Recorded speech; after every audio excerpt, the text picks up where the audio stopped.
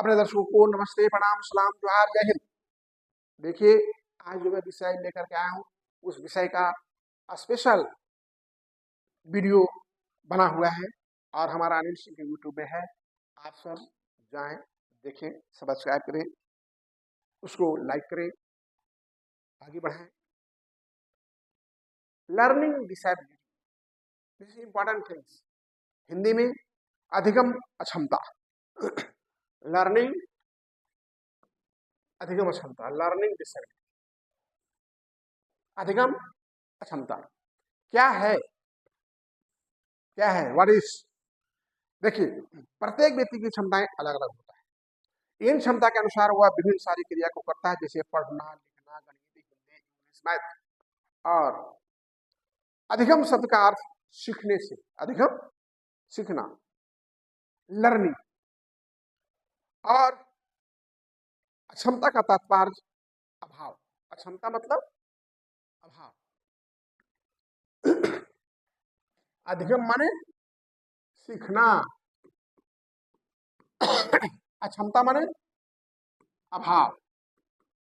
अब आप समझ गए होंगे, सीखने का अभाव, जिसमें सीखने का अभाव हो उसे क्या बोलते हैं? लर्निंग डिसेबिलिटी, अधिगम अक्षमता। अधिगम माने सीखना, अक्षमता माने अभाव, सीखने की अभाव। तो देखिए, मैं जो बता रहा हूं ये सभी अंडर द RPWD एक्ट दिसंबर 2016 के तहत दिव्यांगता की कैटेगरी है और ये भी दिव्यांगता की कैटेगरी है। ठीक है, तो देखिए, इसमें जो है आपका अधिगम क्षमता की स्थिति में ऐसे विजातीय समूह अभिप्रेरित हैं जिसमें भाषा को बोलने, लिखने या आलेख करने विद्वान रहते हैं, जैसे बोलने, पढ़ने, लिखने, गणितीय गणना करना आदि जाते हैं। इस सारी चीजों में लिखने, पढ़ने, बोलने, गणित के काम में परेशानियां होती है। और इसके अंदर वो दिव्यांगता, जो दिव्यांगता का नाम है, उनका नाम है डिस्लेक्सिया, डिस्ग्राफिया, डिस्कैल्कुलिया, डिस्प्रेक्सिया इत्यादि स्थितियां पैदा होती है। अब यह जानना है कि डिस्कैल्कुलिया किसे कहते हैं, डिस्ग्राफिया किसे कहते हैं, डिस्लेक्सिया किसे कहते हैं। मुख्य रूप से आपका ये तीन जो है इंपॉर्टेंट है। तो अब हम जानेंगे कि कितने प्रकार के होते हैं आपके लर्निंग डिसेबिलिटी। तो 3 टाइप्स होते हैं। कितने होते हैं? 3 टाइप्स। 3 टाइप्स में कौन कौन है? Number 1 dyscalculia, dysgraphia and dyslexia. Dyscalculia यह एक प्रकार के गणितीय कौशल में विकृति पाई जाती है, यानी जो आपके डिस्कैल्कुलिया से प्रभावित होंगे उनको गणित उनका कमजोर होगा। चुपचाप यही जाने कि डिस्कैल्कुलिया में डिस्कैल्कुलिया, कैलकुलिया, कैलकुलेशन, कैलकुलिया, कैलकुलिया, डिस्कैल्कुलिया, कैलकुलिया, डिस्कैल्कुलिया, कैलकुलिया माने कैलकुलेशन में कमी। तो गणितीय संबंधी जिसमें समस्या होगा, यानी जोड़ घटा गुणा में उनको समस्या होता है, तो इसे डिस्कैल्कुलिया कहते हैं। डिस्कैल्कुलिया से प्रभावित बच्चे। और डिस्ग्राफिया, डिस्ग्राफिया जिसमें राइटिंग प्रॉब्लम है, जैसे मैं सामने आई, मैं खुद मौजूद, हमारी राइटिंग देखी, तो उसको क्या होता है? लेकिन ऐसा नहीं है, अदर में अच्छे हो सकते हैं। तो जो डिस्ग्राफिया से जो प्रभावित होते हैं उनमें मेन रूप से लिखने की समस्या होती है। और जो आगे है डिस्लेक्सिया, डिस्लेक्सिया में आपको मुख्य रूप से पढ़ने की समस्या होती है। तो आप समझ गए, तीनों का पुनः मैं एक बार और बता देता हूँ ताकि आप ढंग से अपने जहन में याद रखेंगे। और जो लर्निंग डिसेबिलिटी में मुख्य रूप से और हैं, पर 3 महत्वपूर्ण हैं, और वो हैं dyscalculia, dyscalculia mathematic problem, dyscalculia माने कैलकुलेशन करने में समस्या, याद रखिए, कैलकुलेशन करने में समस्या। और डिस्ग्राफिया लेखन में समस्या, लिखने में।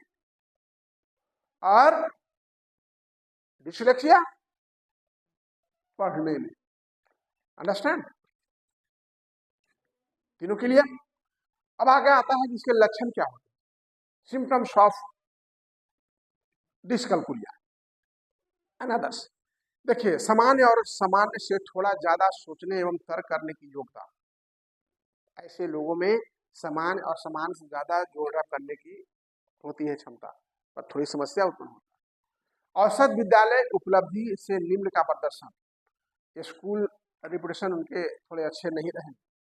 उपलब्धि और योग्यता के बीच सार्थक अंतर का प्रदर्शन, निष्पादन संबंधी कठिनाइयां, कुछ टास्क दिया गया जल्दी नहीं कर सकते हुए, बिना सोचे विचारे काज करना, कुछ छोड़ो ना, परेशानी भरी ठीक है रहने दो। उपयुक्त आचरण, उनके थोड़ा सा कंडक्ट, चूंकि भाई समस्या आ गया है तो समस्या के साथ अनेक समस्या आ ही जाती है। निर्णयात्मक क्षमता का अभाव, माने कुछ डिसीजन लेना हो, थोड़ी डिसीजन नहीं ले सकते। स्वयं के प्रति लापरवाही, वो अपने छोड़ो ठीक है चलो यार हो रहा है ठीक हो रहा है। लक्ष्य से आसानी से विचलित होना, अगर कुछ लक्ष्य बनाए हैं हमको बीए एमए पीएचडी करना है तो तुरंत विचलित ना, ये नहीं ना, ये काम ठीक है, अरे नहीं नहीं नहीं ये नहीं, अरे इसी काम को करो, ऐसे होते हैं। ध्यान कम केंद्रित करना, किसी चीज पर अपने ध्यान को, जैसे बताया ना लैक ऑफ कंसंट्रेशन, वही होता है। भावनात्मक स्थिति अस्थिरता, माने उनको भावनात्मक छोड़ो मर गया जाने दो। एक ही स्थिति में शांत और स्थिर रहने की असमर्थता, वो एक जगह शांत और स्थिर नहीं रह सकता। उसके बाद सामान्य से ज्यादा सक्रियता, माने ज्यादा एक्टिव होना, इधर उधर इधर उधर करते रहना। इसके बाद कार्य करने की मंद गति, काम करना हो तो मंद गति से काम कर रहे हैं। सामान्य कार्य को संपादित करने के लिए एक से अधिक बार प्रयास करना, कोई साधारण काम भी करना है तो उसको एक बार नहीं दो बार करें, तो ये सारे लक्षण पाया जाता है। क्षीण स्मरण शक्ति, माने उनको जो रिकॉग्निशन की स्मृति जो है लोप होता है। जो स्कूल का पाठ्यक्रम होता है उसमें भी वो लोग सही ढंग से नहीं हो सकते। बिना बाह्य हस्तक्षेप और अन्य गतिविधियों भाग लेने की असमर्थता होना। इसके साथ इनका जो अधिगम दिमागता के कारण है, कारण के बारे में अब जानेंगे। तो जो लर्निंग डिफिकल्टी बच्चे होते हैं उनके कारण है अनुमानसिक, ये भी एक कारण है कि माता पिता सीखने की अक्षमता है, या वही विकार होने पर पूरी आशंका रह जाती है उनके किसी माता पिता या पूर्वज नाना नानी दादा में है इनको भी हो जाएगा।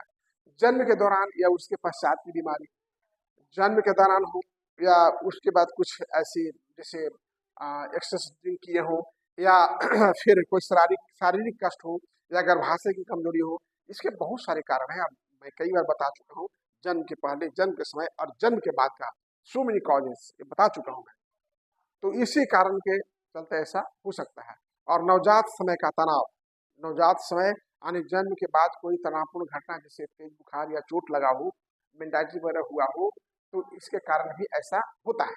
और इन्वायरमेंटल फैक्टर भी है, जैसे आपका इन्वायरमेंटल क्या है कि कोई हानिकारक या विषैल तत्व हो, या कोई ऐसा चीज पड़ा हो जिसके कारण उस तरह इफेक्ट पड़ा हो जिसके कारण बौद्धिक दिव्यांग हो जाता है, लर्निंग डिसेबिलिटी हो जाता है।